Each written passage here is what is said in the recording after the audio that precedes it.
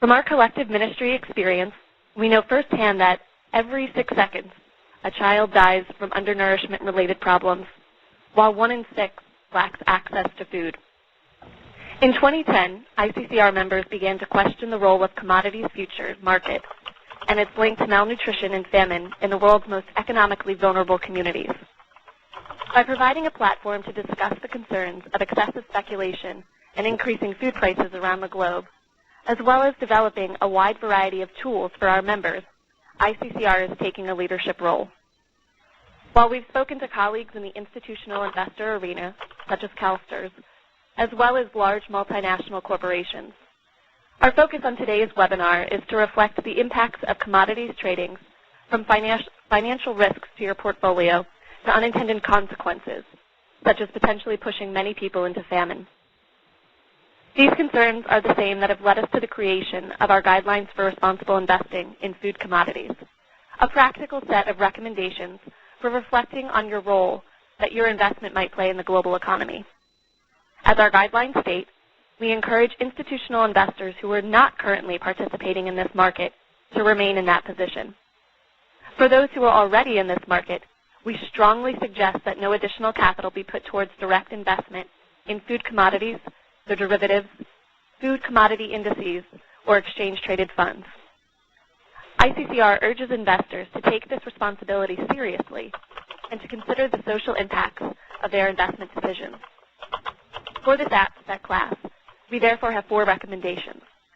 The first is to implement responsible policies for existing food commodity investments that acknowledge the social and environmental impacts.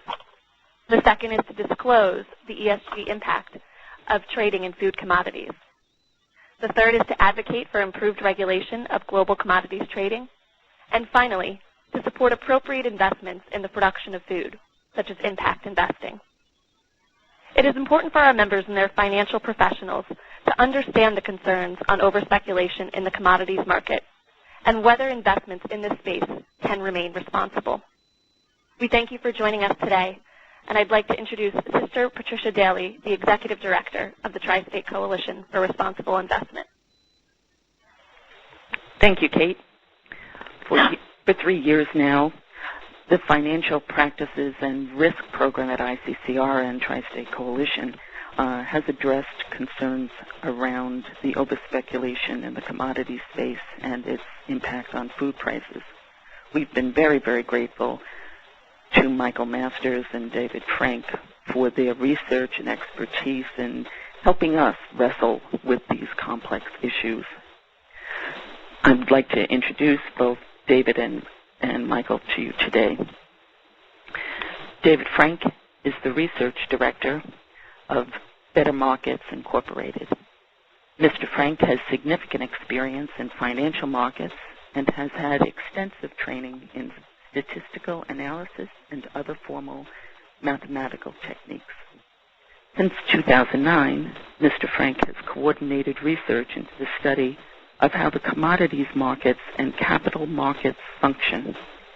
He has met with representatives of the Commodities Futures Trading Commission, the Securities and Exchange Commission, the Federal Energy Regulatory Commission, and the UK Financial Services Authority, among others. He has lectured widely in the United States and his native United Kingdom on market structure and function and on regulatory frameworks.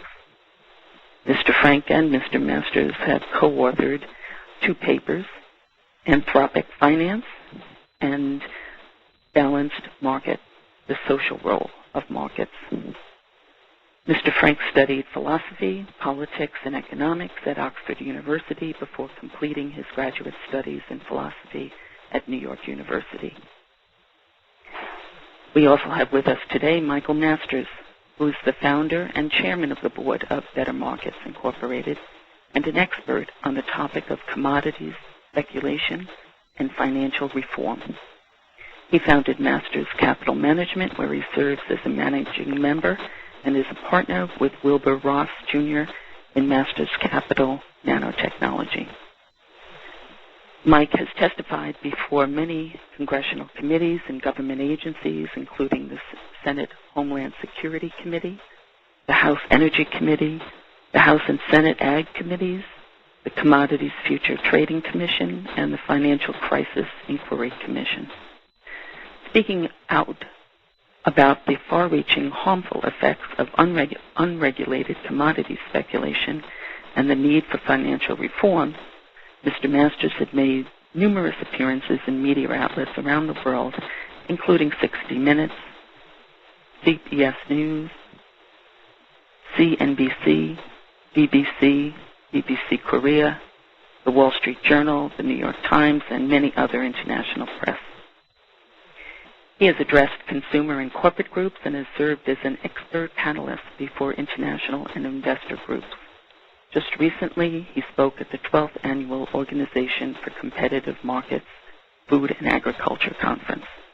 We're so grateful to have Mike and David with us today, and I know we will all be benefiting again from their research and as we really build and continue to wrestle with these complex issues.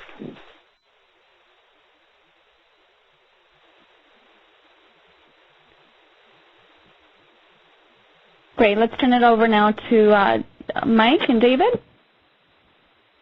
Okay.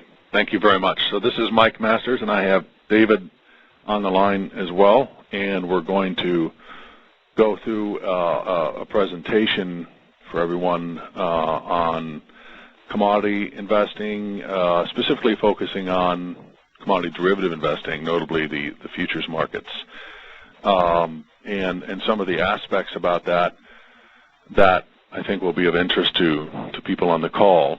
And just to give some background, I'm speaking on behalf of Better Markets, not of a fund, Masters Capital, but Better Markets, which is a nonprofit and nonpartisan organization that's basically focused on financial reform and has often been referred to as a Wall Street watchdog by the press.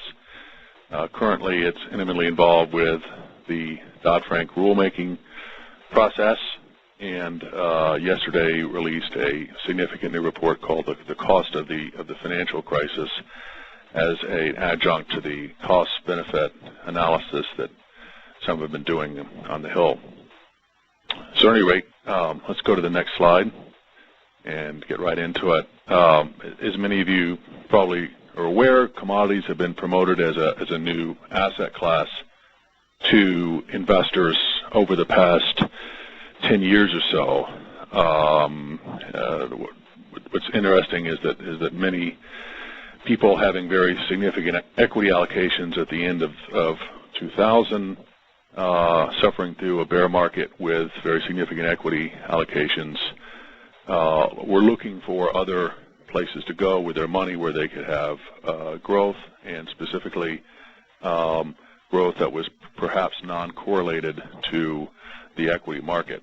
And so I think given that sort of backdrop in terms of investment institutions, it was quite likely that they were going to be pitched not only with commodities but hedge funds and other kinds of alternatives, and that's been an ongoing process. And Wall Street's been quite successful in getting people to look at these other quote-unquote asset classes, and subsequently introduced index swaps, which was, I guess that was the early framework of commodities investing, which was basically investors putting money in an index of 25 commodities in the case of the GSCI, and constantly rolling those commodities to synthetically own commodities via the futures market. After that product and the success in marketing that product had, other kinds of products were evolved as well, including single commodity swaps.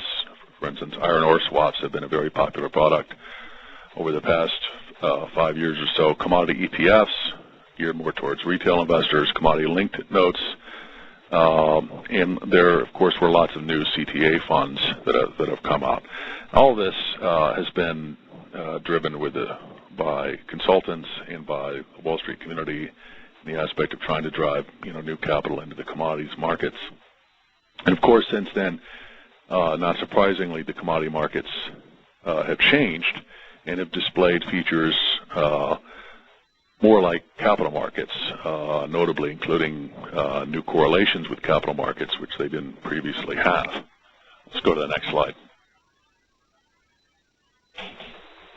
And if you look at really the two main focuses of investing in commodities or allocating to commodities, there's two things that the initial study on commodities, which was an AIG-sponsored paper by Gorton and Roundhurst, really focused on, and that was the diversification and the correlation benefit, and then also the absolute return benefit. And of course, you need both of those to have an investment that makes sense in modern portfolio theory. Next slide. And we're going to take and look at each one of those, both before the period of widespread adoption of commodities by institutional investors and the period at present. And this is a slide between the GSCI total return, which is the index of which many people have commodity index swaps based on, the Goldman Sachs Commodity Index total return, which is run today by S&P, but was originally developed by Goldman Sachs. And you can see that these markets in general are much more correlated, certainly since 2008.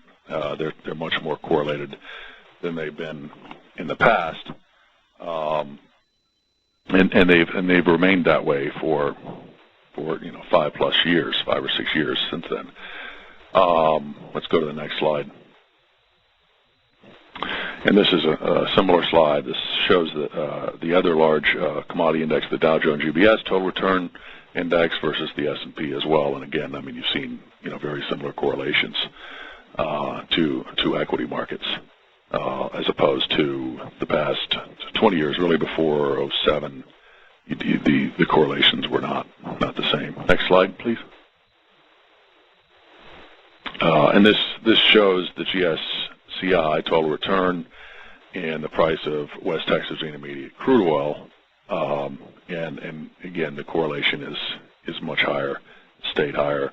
It shouldn't be surprising that the correlation in crude oil is higher with equities, given that it's a large component. It's still the largest component of the GSCI and a significant component of the Dow Jones UBS, although it's not all. The Dow Jones UBS has a much lower proportion of WTI and a larger proportion of Brent. Next slide. And so this is really looking here at the fruits of productions versus investing in the means. And I think it's important here to sort of go over sort of a key concept, and that is that as investors, typically, historically, what we've done is invest in the means of production, i.e., invest in the entity that actually produces cash flows. And in fact, cash flow as a key component of all investing, whether you're investing in debt, where one gets interest payments, or real estate, where one gets rents, or in equities, where one gets either present or the potential for future cash flows. As an adjunct, commodities don't have any of these benefits. Commodities, there is no cash flow from a barrel of oil or a bushel of wheat. The only benefit from commodities that one can achieve, the fruits of production, I'm not talking about the commodities producers, is the ultimate values in consumption. So one has to buy it and then sell it at a higher price. There is no cash flow possibility. There was a theoretical cash flow possibility if a market in the commodities futures framework, where someone, if they constantly rolled a market in backwardation, they could theoretically achieve some storage yield. But what's happened with many of these markets, and we'll go through this, is that in fact many of these markets where people were looking for a backwardated kind of a market where they would get the commodities yield, they would get this cash flow from rolling forward contracts, has actually reversed. And in fact now investors have actually had to pay this storage yield. And of course, it's not a coincidence that large investment banks have acquired an enormous amount of physical storage just so they could do this, because if they actually own the physical storage, they can do a trade called a cash and carry, and each time one rolls forward where the curve goes up in contango, one actually pays, and that the the payor is the pension fund or the institution, and the receiver actually ends up being the person with the physical storage that's taken the offsetting position to the pension. And that's especially valuable given that most institutional investors don't take delivery by contract, and so you know you've got a customer that's not going to take delivery. At any rate, so the alternative to that is, of course, the means of production, which is a portfolio of companies that are actually driving production, where they're actually trying to produce more of commodities, and that's food producers or miners, oil producers, and so forth. And that's actually, as we'll go through, has been a much better alternative to invest in. One of the primary reasons of that has been the fact that there wasn't a contango headwind, as it were, for many of the indexes. So that just getting rid of that headwind in the past 5 years or 7 years has really helped.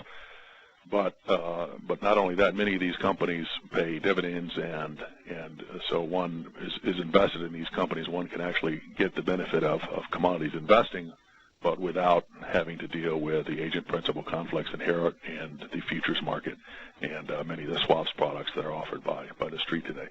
So I'm going to have David Frank go through the next slides and really talk about some of the details of this. Thanks, Mike. There we go. So basically, as one might expect, historically, if you were actually buying companies that produced commodities, you were still buying companies. So the performance of that investment was still pretty closely correlated with buying any companies.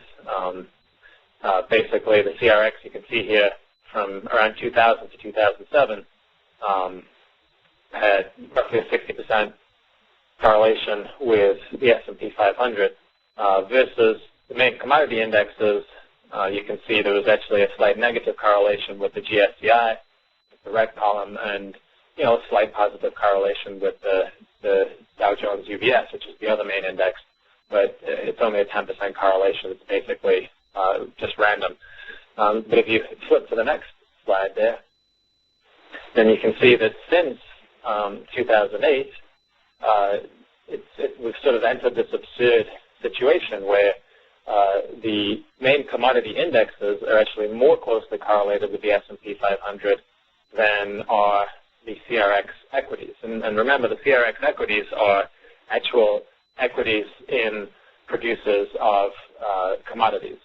And we don't have a bar on this chart for the CRX since 2008, but basically the correlation between the CRX and the S&P 500 has stayed pretty much the same as it is in that blue bar there.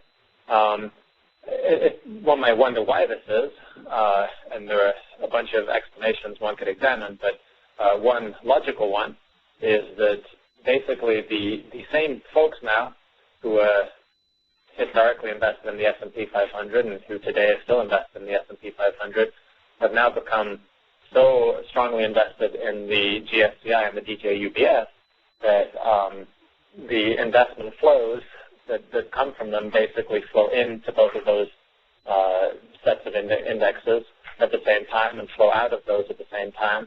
And I'm talking generally, roughly here.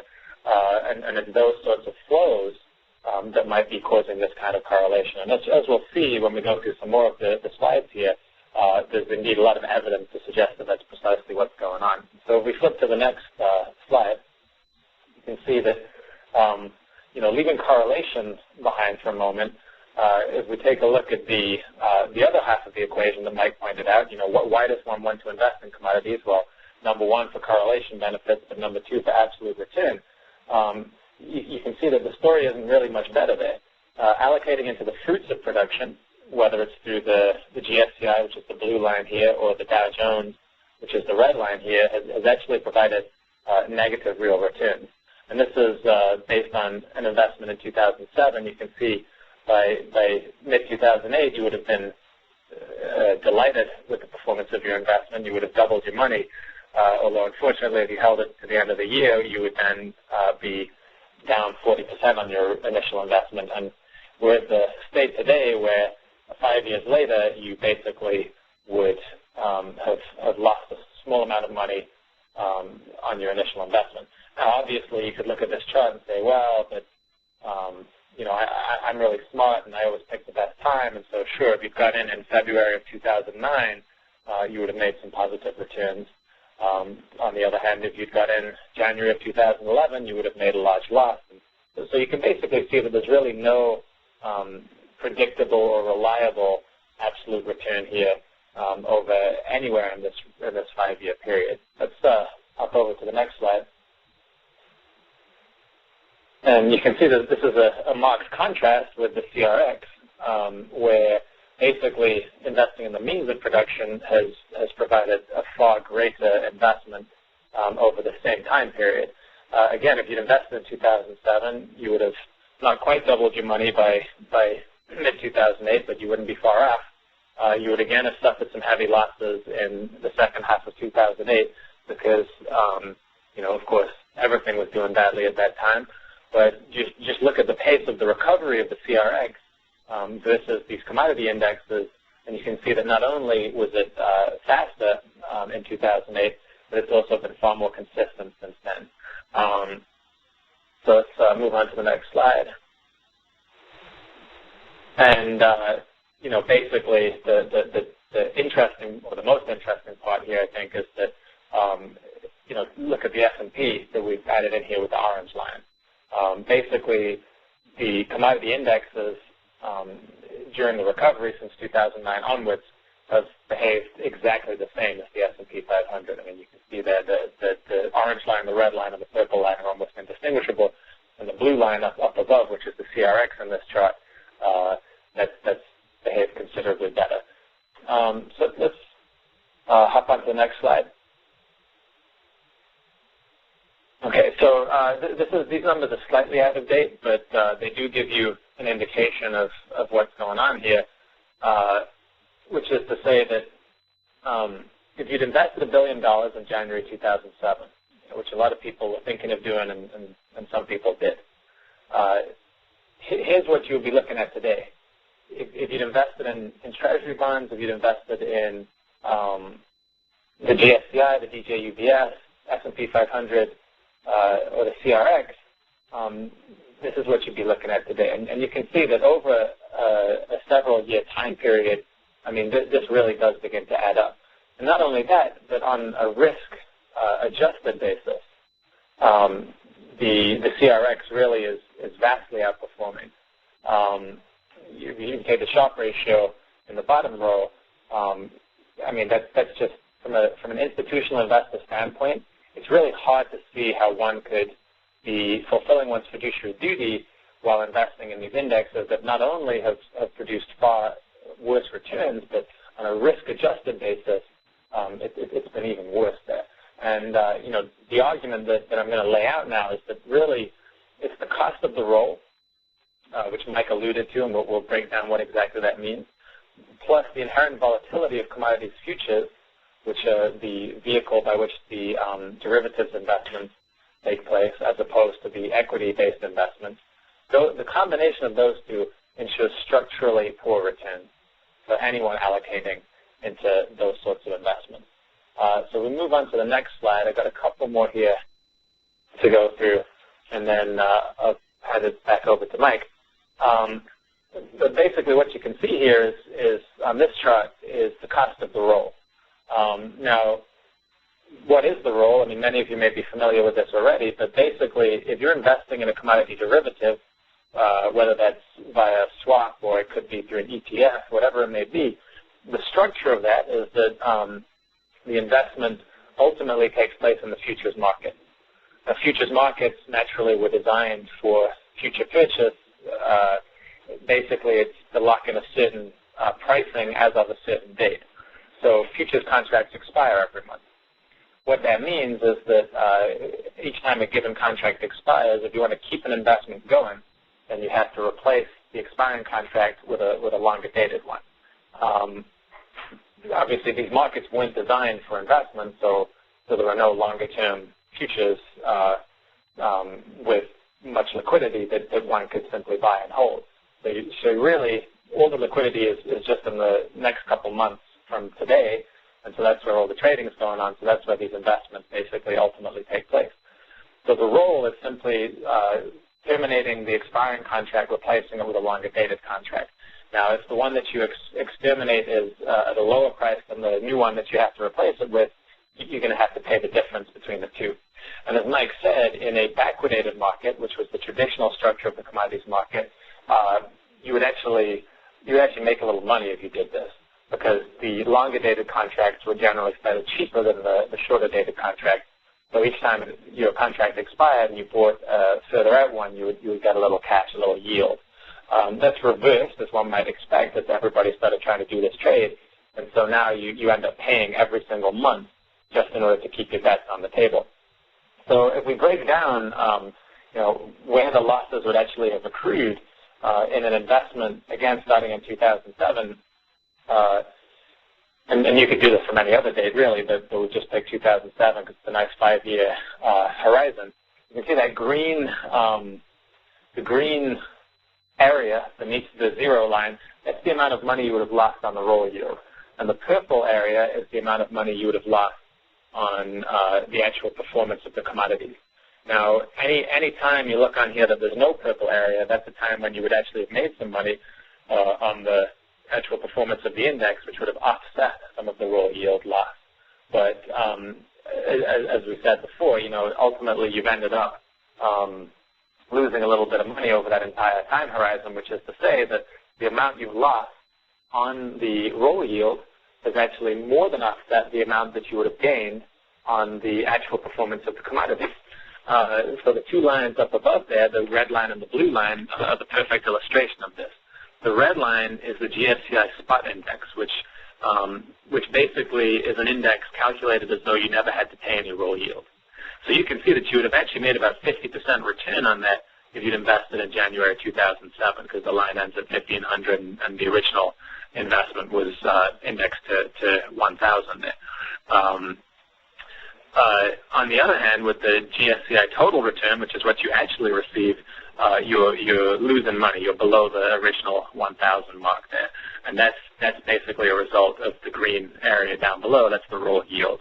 Let's flip to the next slide, which will just show the same thing for another popular vehicle, which is ETFs. The USO ETF is a very popular one for crude oil, but really you could show this for all kinds of different commodity ETFs.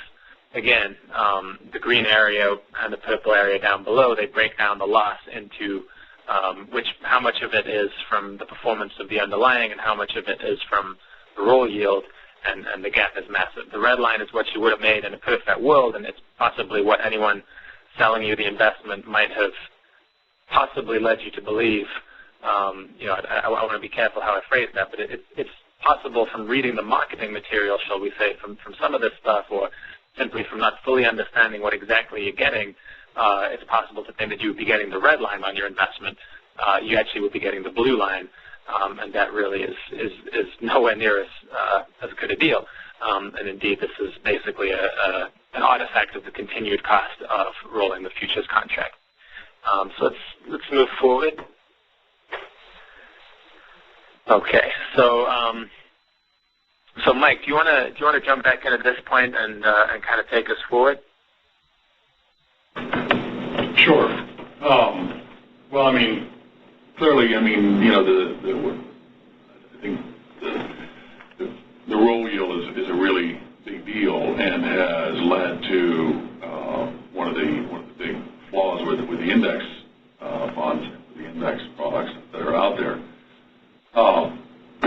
In terms of the correlation, you can see that these products are much more correlated, and given the fact that you've got an inherent flaw in the product and you've got poor correlation in the sense of you've got a product that's much more correlated with equities, it doesn't seem that this kind of product makes much sense, according to modern portfolio theory on both counts, not just one. Let's go to the next slide.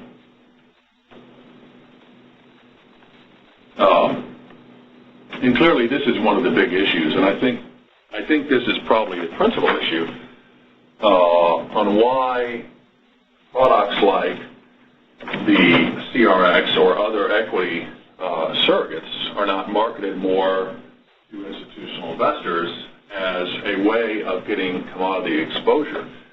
And that is clearly that there's much more trading that goes on with any kind of commodity index swap. If you think about it, if you say the average commodity rolls 4 times a year or 8 times a year or 6 times a year, depending on the commodity, and you have a buy and sell each one of those roll periods, and you've got 25 commodities in an index, for instance, like the GSCI, you're talking about potentially hundreds of different trades that a swap dealer can be involved in and have trading opportunities with.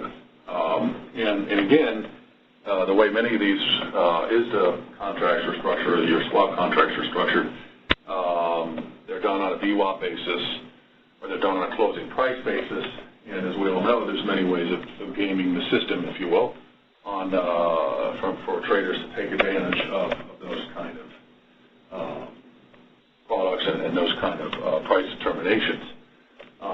So again, I mean, if you look at equities where basically you pay a penny a share or 3 cents a share, depending on what you're trying to do, and you do that effectively one time versus a trade that has hundreds of different transactions on an annual basis, in which oftentimes there's a fee transposed, and then an additional issue of limited transparency, certainly relative to the equity market.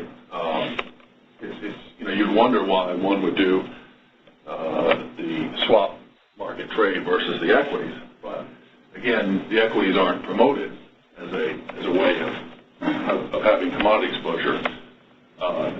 We can wonder why that is. Let's go to the next slide.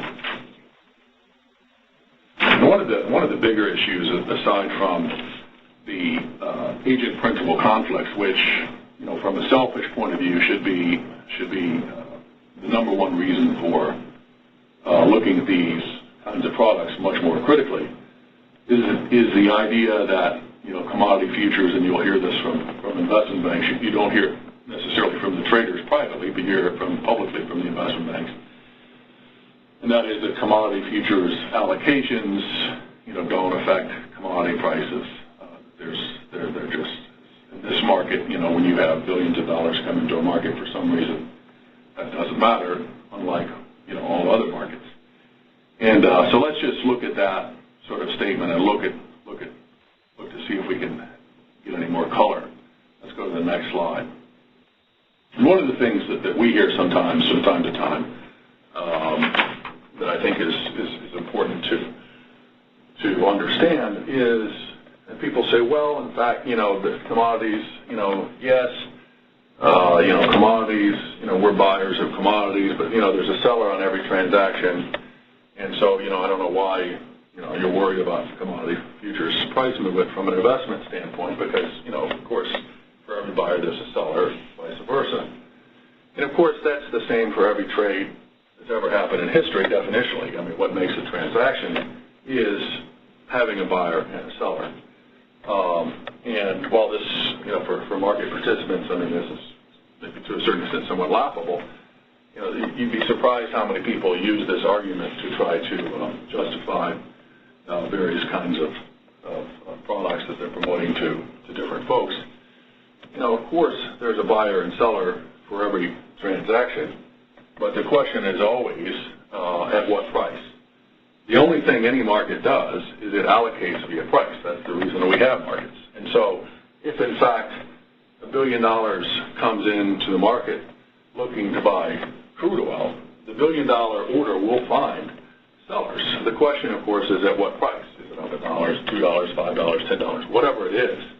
And that's the whole issue. If, in fact, large new pools of institutional investment are coming into these markets, and they're allocating based on portfolio allocation decisions, and they're doing it collectively, over different periods of time, then effectively you have sort of a new bid that comes in the market. And of course, just like any other order, whether it's a hedger or an institutional investor, that bid has to be fulfilled by a seller. There has to be a seller.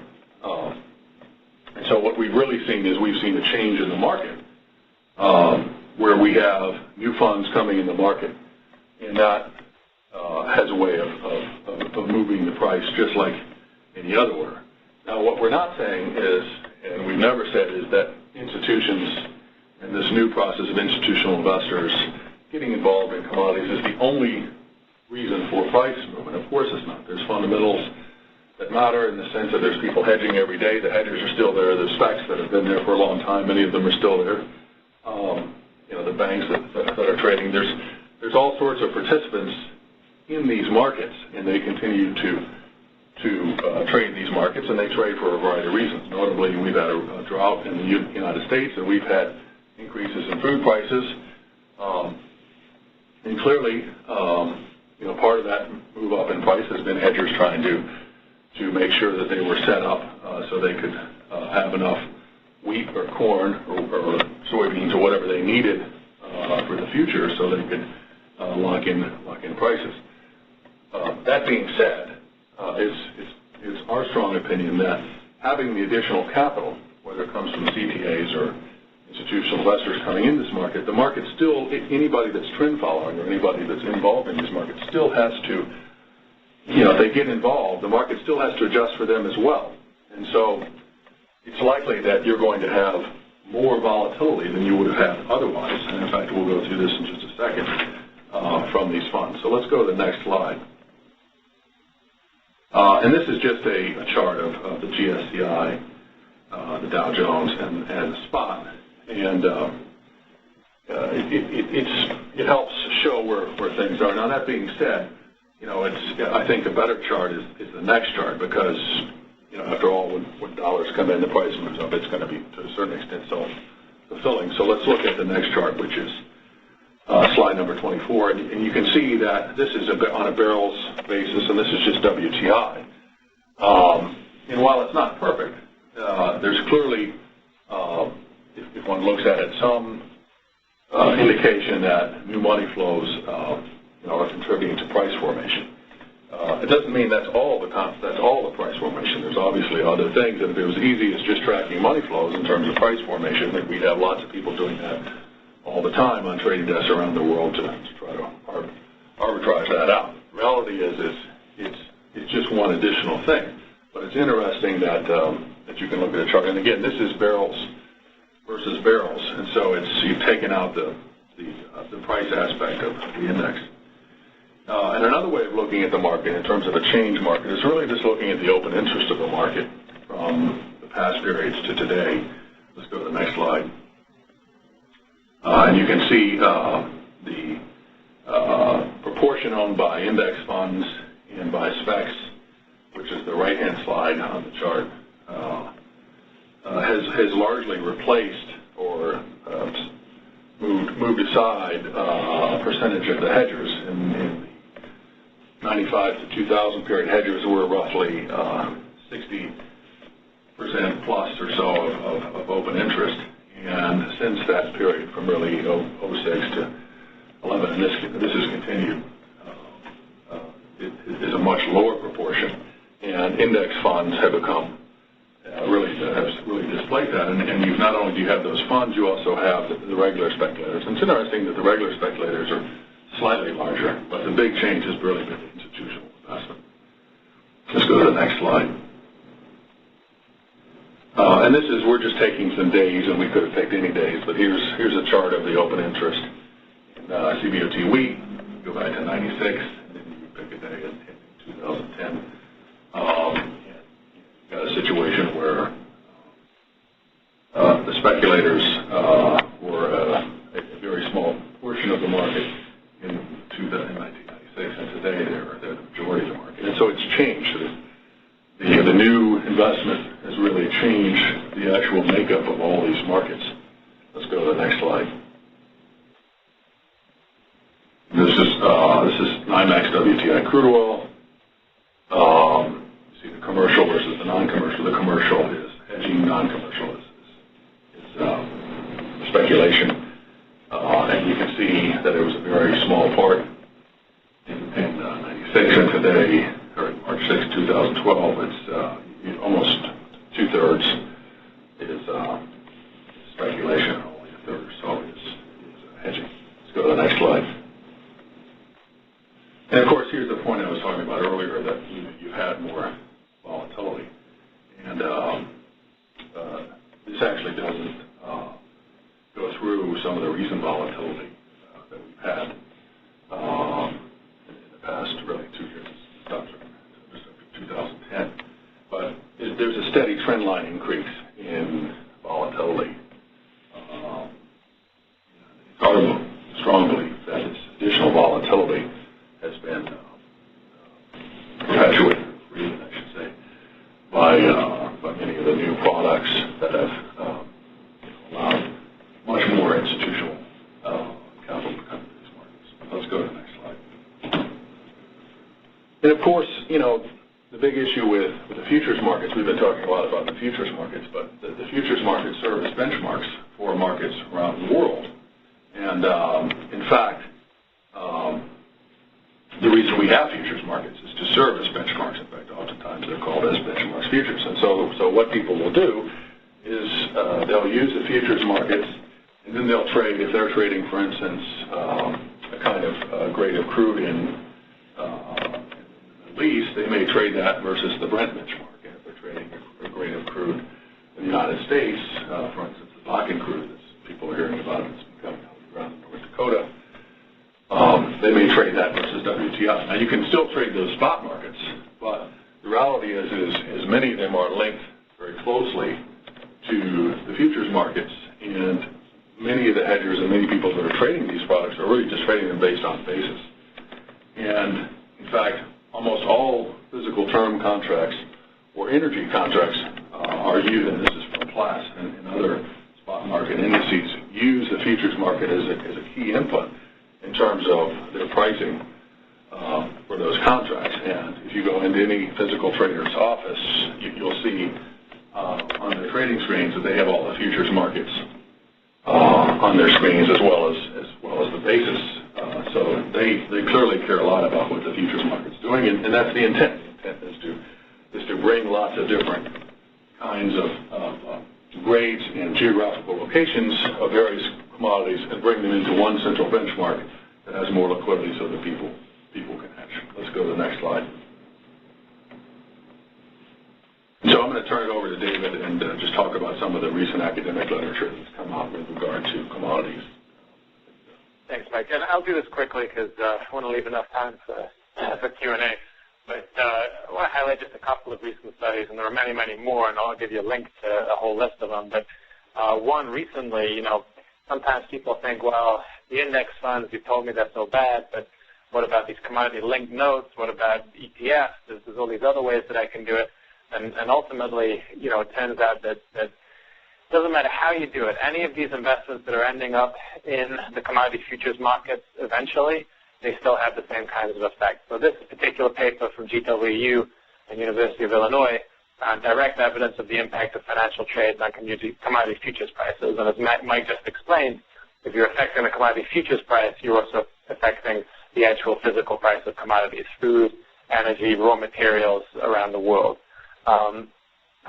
This study found that it's when the issuers of the CLNs hedge the notes that there's the statistically significant monotonic persistent impact on commodity prices, which in English means that you enter a trade with a bank, you enter a commodity-linked note with the bank or hedge fund or whoever, they go and hedge this in the futures market, and at that point, with statistical significance, there's a clear, same directional price impact, i.e. you push the prices up when you buy, you drop them down when you sell. That happens time and time again. Let's take a look at the next slide real quick. A couple others here, Chang, Kirilenko, and Wang. This one was notable because Kirilenko at the time is the chief economist of the CFTC, so who could possibly be better placed to study these things. This found that when financial markets are stressed, then the non-commercial traders, i.e. the financial traders, actually transmit price shocks from the financial markets into the commodity markets, i.e. by participating in these sorts of investments, you're enabling capital market crises to spill over into the commodity markets, which was never historically as closely linked as it is today. Hamilton and Wu is another one from just this last year, which found that the original methodology that Mike and Adam White and I used in the past was actually perfectly sound, i.e. the methodology that basically first established that commodity index traders were distorting prices. So you really have a pretty good list there of just 3 important ones. But for a comprehensive list, if you go to that tinyurl.com/speculation2012, you'll see about 100, 120 other ones, and you probably don't want to read all of those, but it'll certainly give you a sense, and some of the titles might catch your eye if you want to do some further research. So go to the next slide. Sure. So Mike, I guess we've got a few last slides that maybe Mike can take care of real quick. Yeah, so we'll try to move on. But Harvard had a recent, their Initiative for Responsiveness, and had a recent colloquium of different folks, and I think it's worth reading to really look at their views in terms of, how commodities are involved. And again, I don't think any institutional investor thinks they're contributing to speculative bubbles. The key is really, the fact that markets have to adjust for any new participant that comes in these markets via price. And because of that, one can certainly be contributing to the amplification of a price move, and can certainly contribute to price formation, even if they do it unknowingly, which obviously then changes the signals in the sense that it's communicating signals that actually reflect investment demand rather than actual real supply and demand. And what's important about that is the fact that generally when commodity prices rise, actual consumers generally use less of something like that. But in many cases, when commodity prices rise, given the way many people are paid in our industry based on absolute or certainly relative performance, it actually incents new participation. And so the supply and demand curve for investment oftentimes goes up as the price goes up, which is exactly opposite of the price formation that happens with consumers, which consumers tend to substitute or try to reduce their consumption as the price goes up. So let's go to the next slide. And this is just some notes by various parties that have talked about this particular issue. I won't go through these, but I mean you can read what Pope Benedict said recently on this issue. And let's go to the next slide.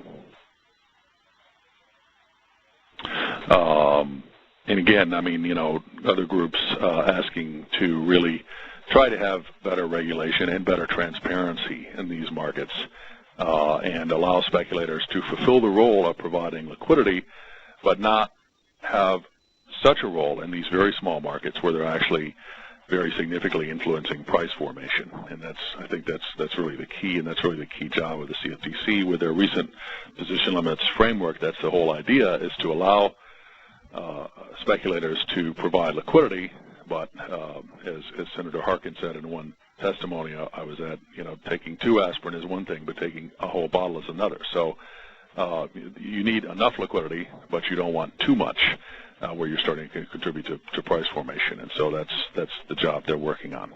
Let's go to the next slide. And really, this is just to conclude. I mean, this whole idea is that it seems to us that if one wants to invest in commodities, and for whether it's because of perceived fears of inflation or because of other ideas, the whole focus really should look at the means of production versus the fruits of production. In other words, invest in the producers, invest in the people that are actually making, driving the production for the commodities versus the actual commodities themselves.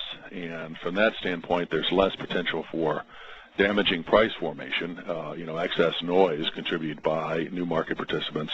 And there's also, you're also sort of helping to solve the problem in the sense of you're providing capital for people that are trying to drive more production in the commodities markets. and the primary benefit for the institution is that that should be a much more profitable endeavor without having the same amount of trading problems, agent principal conflicts with swap dealers, and having much more transparency. So we believe this has a positive social impact. So that's all we have. I'm sorry we ran over a little bit, and we're happy to open it for questions. I can stay a little longer, and I know Dave can. As long as we need to. Better Markets just doesn't and this is an investment advice. We don't provide investment advice. We're a nonprofit. So. Great. Mike and David, thanks so much for your presentation and the depth of information that you provided today. So we'll turn now to some questions from attendees, and we've got quite a few lined up.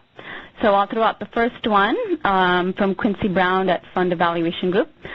What is the response to commodities being used less as a diversifier to stocks or the S&P, but rather an inflation hedge? Well, I mean, this is Mike Masters, so I would just suggest that you can achieve the inflation hedge in either format. You could. I mean, there's a lot of ways of doing an inflation hedge. I mean, if you're really concerned about the dollar, for instance, I mean, you can buy other currencies versus the dollar. Or if you're concerned about inflation, there's fixed income products. You can buy the TIPS and so forth, and then of course, you can short the bond market. I think there's a lot of easier ways of dealing with inflation. But if you would like to express that view in equities and have similar correlation today, buying the commodity equities I think makes more sense than actually buying the commodity futures themselves and not taking delivery, but constantly having to roll forward these contracts. Yeah, and I'd just add to that hedging against inflation is maybe a good idea, but when your hedge is actually whipsawing you by 10 or 20% over the period of a few months, it's just on a risk-weighted basis is a very poor hedge. Great. Next question from Dana Miri at Salient.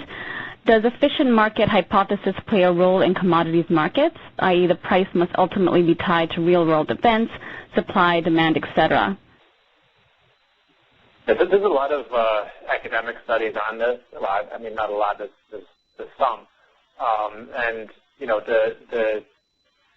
Clearly at two camps. One camp where there's a very specific set of statistical tools used that generally find that commodity markets are efficiently priced, although generally those models have broken down since 2008. The issue with those models in the first place, though, was that unfortunately they're often based on statistics that's not really applicable to the sorts of volatility that you see in commodity markets, or to be honest, in stock markets either. And there's actually a couple of really great academic papers from a pretty long time ago that established, even before the current levels of volatility, that basically the standard tests that are used to establish whether markets are efficient can't really be applied to markets, really, which sort of undermines the whole enterprise, unfortunately. But anyway, the other camp, apart from those guys, is folks who have identified anomalies that show up over time and have tried to explain them and said, well, what's going on here, given that it's this clear evidence that markets are not efficient. And in fact, we did a paper ourselves last year or the year before, and there was an updated version last year, which basically looked at pricing around about the time where the index funds and the ETFs have to roll forward their positions every month. And what we found there was especially for crude oil and grains, and there was some evidence for other commodities as well, but for crude oil and grains, it was overwhelming at the 99% level that these prices were not efficient. In other words, that there were persistent systematic anomalies arising from predictable trading patterns, which in an efficient market, obviously, you shouldn't get. So in other words, it seems clear that there's a growing body of rigorous evidence that commodity markets do not behave efficiently. And here I think we have at least one very clear source of those inefficiencies, which is these derivatives-based large institutional investments.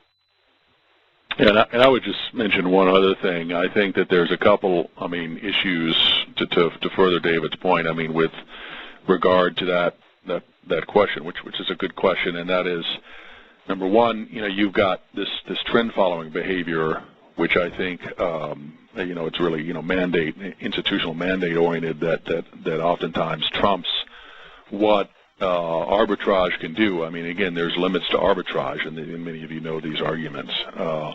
And when you have collective behavior driven by consultants, or collective behavior driven by trend following strategies, then you can have price movements that persist, that last for longer periods of time, because the ability to arbitrage, while in a perfect world maybe is there, oftentimes it doesn't happen. And again, that contributes to sort of a longer term problem with price formation with commodities. Great. Next question from Christina Herman of the Missionary Oblates of Mary Immaculate. What sort of regulation has been proposed for commodity markets? If commodity speculation has a negative effect on investors, those who rely on the futures market, and everyone affected by volatile food prices, is there understanding among policymakers of the problem? This is Mike. I think there's a pretty good understanding of the issue. I think that the CFTC has made some efforts. While what the CFTC has done, in our view, isn't enough, I think it's a decent start. And again, the whole idea with commodities versus asset classes that actually provide cash flow is to, commodities, you've got speculators and you've got hedgers, and the whole idea is to have enough speculators to provide liquidity to the hedgers. And for many of the hedgers we talk to, the problem isn't that there's too little liquidity. And after all, it's instructive. People use this liquidity argument. Nobody was complaining about liquidity in the commodity markets in 2000, for instance. There was plenty of liquidity in the commodity markets for hedgers to get done what they needed to do. And of course, they were the largest participants at the time, and so there was plenty of liquidity. But the issue isn't really so much too little liquidity. It's actually too much liquidity. In other words, it's the idea that the specs are sort of driving price formation outside of what supply and demand would necessarily justify. And you've had lots of comments from various hedgers that use these markets, everywhere from coffee to energy to grains, that have gotten these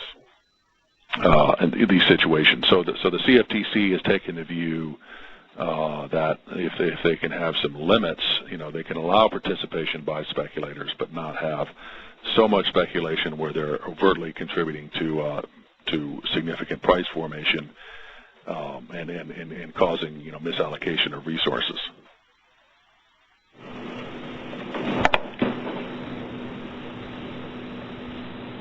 Great, thanks. And I think the final question from Marcella Pinella at Walden Asset Management. What role does securitized commodity products play into the potential for constrained access to food, especially in vulnerable communities, and also into the potential for increased famine globally?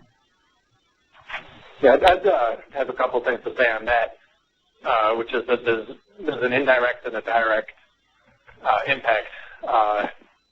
You got to remember that the securitized products more and more are being offered now by investment firms that are also participating in physical commodity markets.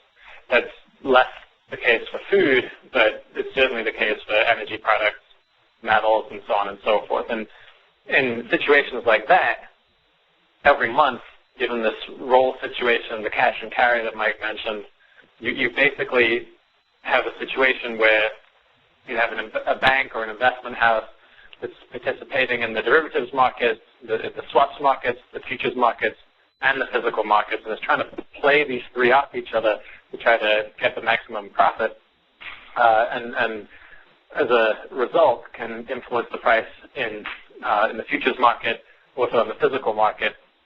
And so right now there's a direct effect.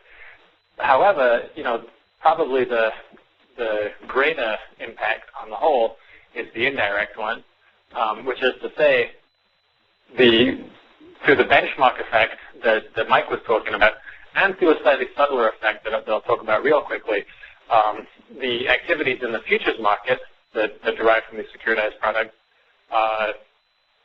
they actually impact the real physical price that is paid for food and energy commodities around the world. On the one hand, you have direct mechanisms of transfer from futures markets into physical markets, whether that's through physical auctions or benchmark pricing or whatnot, which is to say, okay, a food manufacturer needs to buy a lot of grain. What price do they pay for the grain? They pay whatever the futures price is at that given moment in time. That's by convention how many of these physical sales take place, is through pre-negotiated bilateral contracts where you say, okay, every month you're going to tell me how much grain you want. I'll provide that grain, and the price that we'll transact at will be the current futures price, maybe plus or minus some amount that we've agreed. So that's going on all the time. And then obviously the food producer, they have to pay more for their futures, more for their physical grain, because the futures price was higher, means that they're going to charge more to the ultimate consumer. There's an additional issue here, which is that we talked quickly about backwardation and contango. Basically, given the structural contango that has been increasingly jammed into these markets, whereby the longer-dated futures prices are priced higher than the shorter-dated ones, what you actually get is a situation where anybody looking at the futures market is going to assume the prices will continue to rise for a while. Contango market traditionally was a sign that there's that there are going to be rising prices on the horizon. And in a sense, old habits die hard, and especially if a lot of people in the market are sort of buying into these stories of global shortages, peak oil, overpopulation, these sorts of stories, which may have some merit to them, but as long as people believe that there may be some merit, they also see a contango market, and that basically is a signal that there's trouble around the corner. What does that get people to do? Well, if you're a producer of food, it says, okay, hold off a little bit. Hold back some of your production. You can sell it at a higher price later. If you are a merchant of grain, it says, okay, well, hang on to it for a while, store it, and you'll get a higher price later. So basically, it systematically changes the perceived supply and demand situation, which actually creates an incentive to hoard, which then becomes a self-fulfilling prophecy and leads to actual shortages. So like I said, it's the direct impact through the benchmarking system. There's the indirect impact through the contango signaling effect, but both of these are very real effects.